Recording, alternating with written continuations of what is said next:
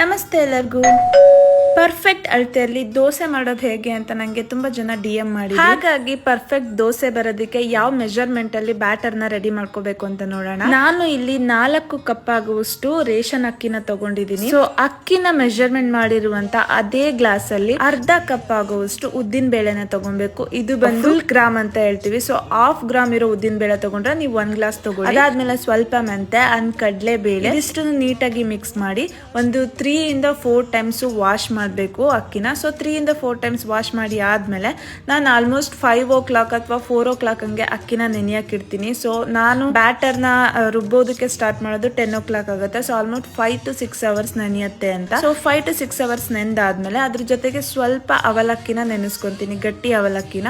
So ಇದಿಷ್ಟನ್ನು mix ಮಾಡಿ paste ಆಗಿ ಗ್ರೈಂಡ್ ಮಾಡ್ಕೋಬೇಕು. ಸೊ ಗ್ರೈಂಡ್ ಮಾಡಿ ಆದ್ಮೇಲೆ ಚೆನ್ನಾಗಿ ಮಿಕ್ಸ್ ಮಾಡಿ ಓವರ್ ನೈಟ್ ಒಂದು ಲಿಡ್ ನ ಕ್ಲೋಸ್ ಮಾಡಿ ಇಟ್ಟಿದ್ರೆ ಬೆಳಿಗ್ಗೆ ಅಷ್ಟರಲ್ಲಿ ಫರ್ಮೆಂಟ್ ಆಗಿರುತ್ತೆ. ಸೊ ಪರ್ಫೆಕ್ಟ್ ಬ್ಯಾಟರ್ ರೆಡಿ ಆಗುತ್ತೆ ಅಂತ ಹೇಳ್ಬೋದು. ವಿಡಿಯೋ ಇಷ್ಟ ಆದ್ರೆ ಲೈಕ್ ಮಾಡಿ ಅಂಡ್ ಫಾಲೋ ಮಾಡೋದನ್ನ ಮರಿಬೇಡಿ. Thank you for watching.